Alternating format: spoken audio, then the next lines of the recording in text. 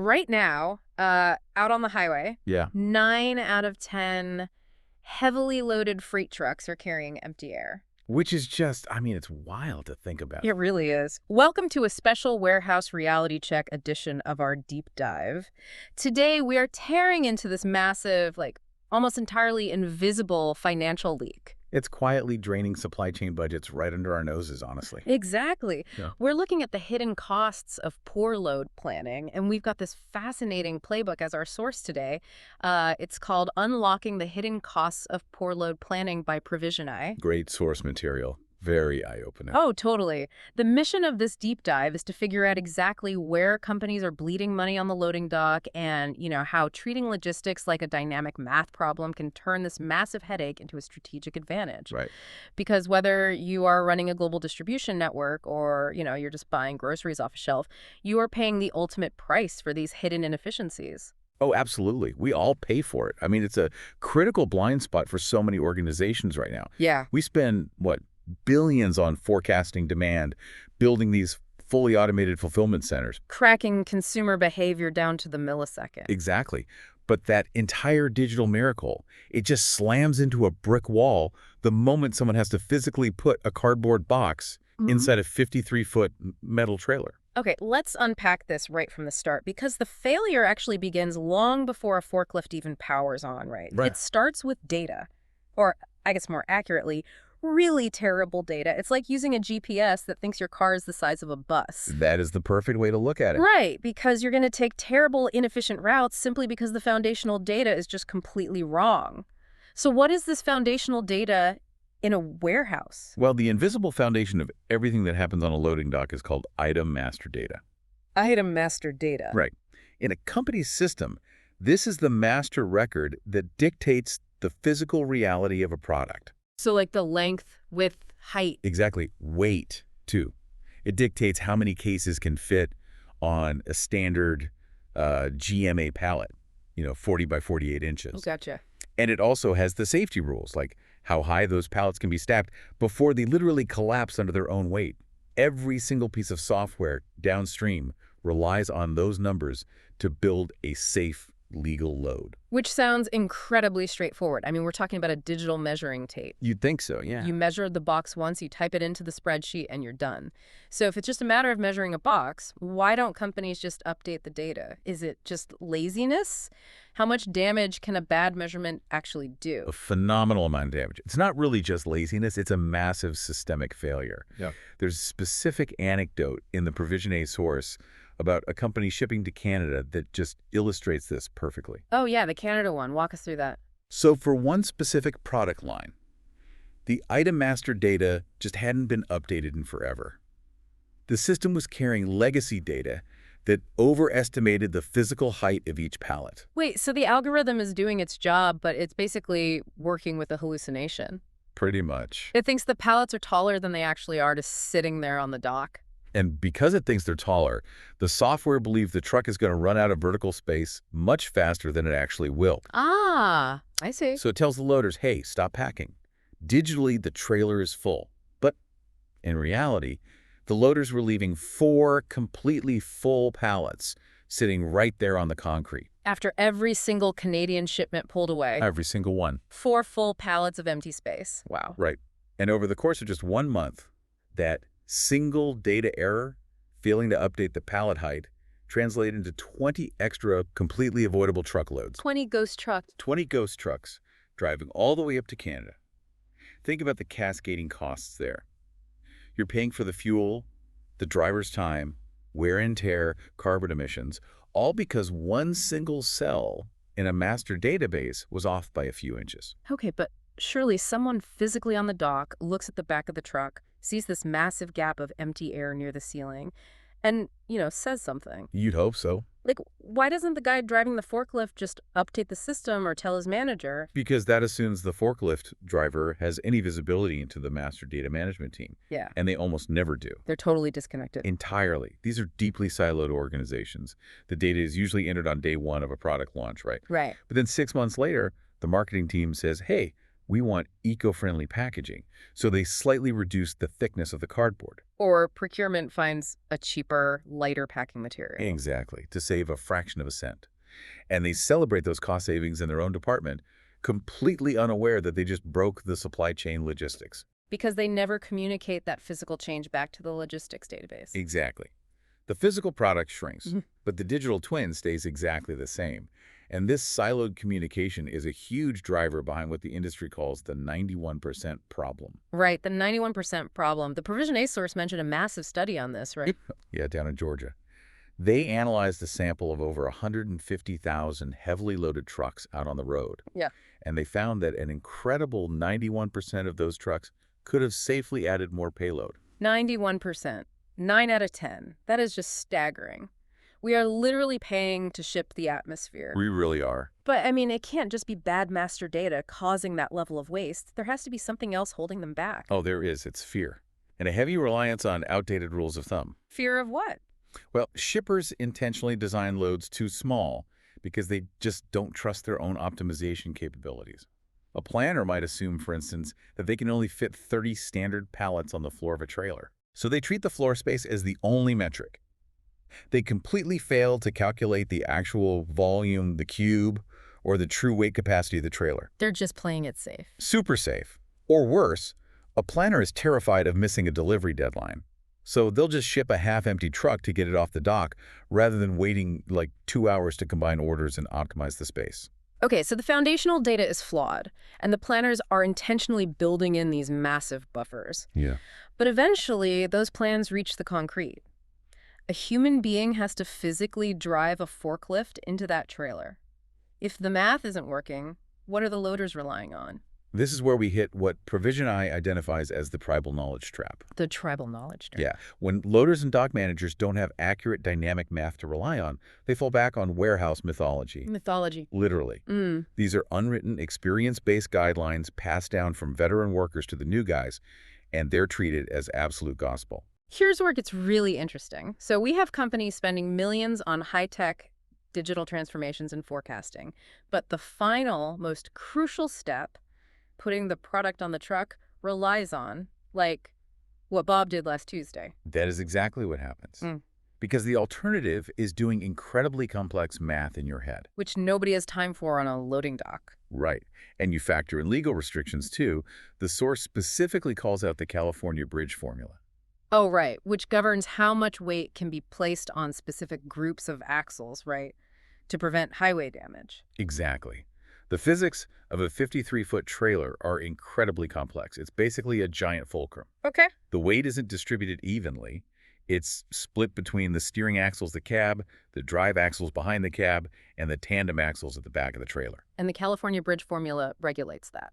Yeah, it's a strict federal and state calculation designed to protect bridges from collapsing under highly concentrated point loads. To comply with it, you need to calculate the precise distance between axle groups and distribute the weight of your product accordingly. Which requires heavy math. Heavy math. But you're saying the guys on the dock aren't doing the math. They're definitely not doing the math. They're using tribal knowledge to guess. Wow.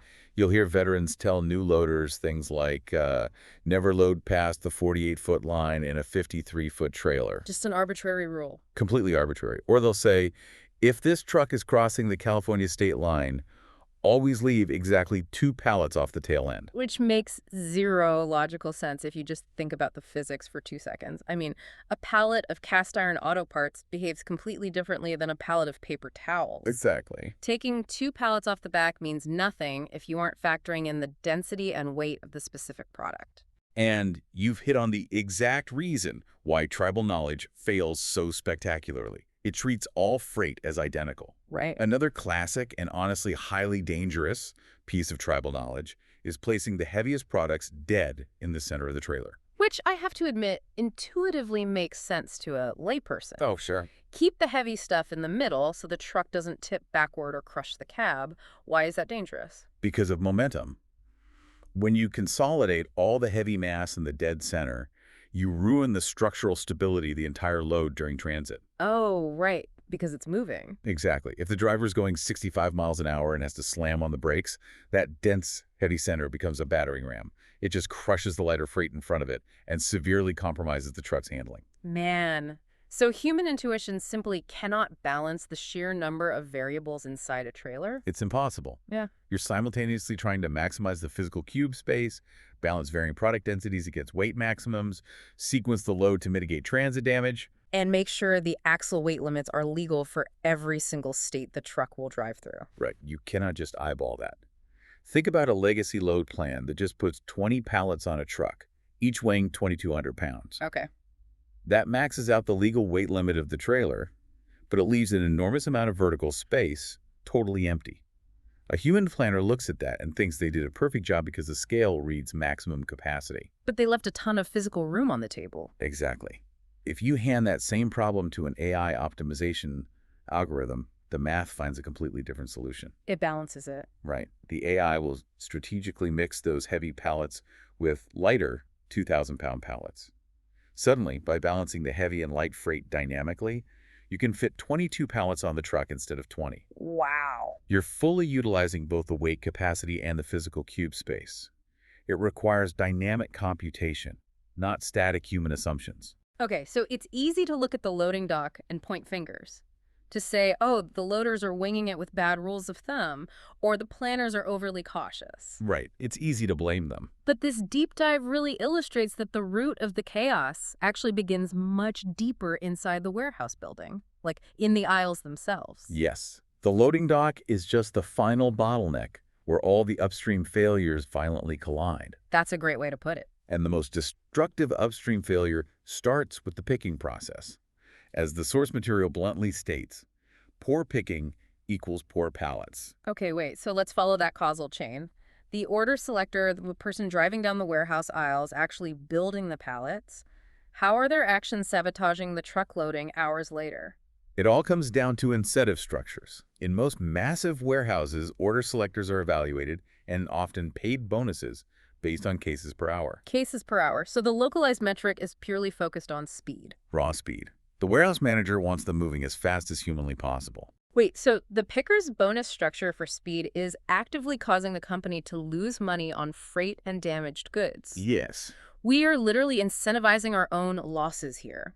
What does that speed actually do to the physical pallet? Well, because they're chasing the clock, pickers will engage in a practice called skip picking. Skip picking. Yeah. Instead of building a solid, structurally sound foundation with heavy boxes first, they just grab whatever's geographically closest to them in the aisle. Oh, no. So they might throw a heavy case of canned goods right on top of a fragile box of potato chips just to maintain their pace. The result is a pallet made of mixed SKUs, different size, different weight products, stacked in this haphazard leaning tower. And the cost of that leaning tower isn't just the crushed chips at the bottom. It completely destroys the geometry of the load plan. That is the real hidden cost. Yeah. You now have pallets with wildly inconsistent heights and uneven top surfaces. Right. Which means when they finally reach the loading dock, they physically cannot be double stacked inside the trailer. The pristine mathematical plan assumed you could put one pallet on top of another. The physical reality of the skip-picked pallet makes that impossible. So the loader has no choice but to place it on the floor, instantly wasting the entire top half of the trailer's vertical space. Yep. And even if they try to force it, those unstable loads inevitably shift during transit. Product gets damaged, which creates a massive administrative nightmare of insurance claims, unsellable inventory, furious customers. So the warehouse manager hits their speed KPIs. Exactly, they get a pat on the back. But the transportation director's budget is destroyed by freight costs and damages, and nowhere do those two management systems actually talk to each other. Never. Which sets the stage for an absolute disaster at the dock door. Because even if you somehow manage to generate a flawless mathematical load plan, reality always intervenes. Right, because of the loading docked disconnect. The source asks, what happens when 3 cases break the system? Yeah, you have a paper load plan. But when the forklift driver gets out there, 3 cases of product were damaged upstream and simply aren't there. So the weight and the cube have just changed in real time. Exactly. If the dock is operating on a printed piece of paper, the loader has to improvise. They have to redesign the weight distribution in their head on the fly. And if you ask 10 different veteran loaders how to balance that new reality, you are going to get 11 different ways to do it. They start winging it, falling right back into the tribal knowledge trap. And the direct consequence of winging it is rework. Walk us through what rework actually looks like on the ground, because it sounds exhausting. Oh, it is. So the loader wings it, finishes the truck, closes the doors, and attaches the security seal. The driver pulls away from the dock and drives over to the outbound weigh scales. Okay. The scale reads 35,000 pounds on the drive axles, but the legal limit is 34,000. The truck is axle illegal. It can't even get on the highway. Right, so the driver has to turn around, wait for an open dock door, and back the truck in again. Oh, The man. loaders have to manually break the security seal, drive the forklift in, pull off 5 or 6 pallets, arbitrarily rearrange the weight, reload the truck, put a new seal on it, and send the driver back to the scale to try again. That is brutal. When they have to break that seal and start over, you're looking at a 30 to 40% spike in execution time right there. It is a massive drain on labor and equipment. It is a total cascade of failure. I mean, a bad measurement in a database leads to an overly cautious plan, which is ruined by a warehouse picker chasing a speed bonus, which forces a loader to guess the physics, which results in a truck failing a scale test and losing 2 hours of productivity. That's the supply chain in a nutshell right now. When you lay it out functionally like that, the only logical step is taking the math away from the humans entirely. But how do you enforce that physically? You can't just hand a forklift driver a 50-page printout of suspension physics and axle calculations. No, you digitize the execution itself. This is specifically where Provision A comes into play as the profit lever. Okay, let's talk about Provision A. They bridge the massive void between the digital supply plan and the physical execution constraints on the dock. It's not just a checklist. It's about establishing verifiable facts and real-time variable management. So what does this all mean? What does that actually look like in practice? How do they establish those facts? First, you stop guessing. Instead of assuming every empty trailer weighs the exact same amount of light. Which they don't, right? No, they don't. It depends on the manufacturer or even the amount of fuel in the refrigeration unit. So you weigh the empty trucks before they hit the dock. You replace trivial assumptions with mathematical facts. Then you hand the complexity over to algorithm-driven load planning software. So the AI acts almost like an air traffic controller. Exactly like an air traffic controller. The algorithm dynamically computes the cutoff times, the current inventory availability, the specific state legal restrictions on the route, the varying product stacking rules, and the axle weight limits, all simultaneously. Finding the perfect balance. The mathematically perfect balance of weight and cube. But the brilliance here isn't just the math in the cloud, right? It's how that math is delivered to the person doing the heavy lifting. Instead of handing a warehouse worker a blindfold and a paper checklist, Provision A gives them a tablet mounted right on the forklift. Right. It's running a dynamic 3D visualization of the trailer.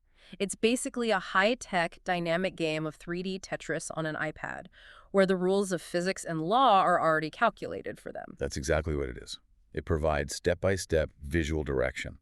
The loader doesn't have to calculate the California Bridge formula in their head. The tablet literally highlights exactly where the next pallet needs to go to satisfy the law and the physics of the suspension. And if reality intervenes, if those 3 cases are missing, The loader just taps the tablet to note the missing product. and the air traffic controller reroutes everything instantly. The algorithm recalculates the entire 3D space in milliseconds.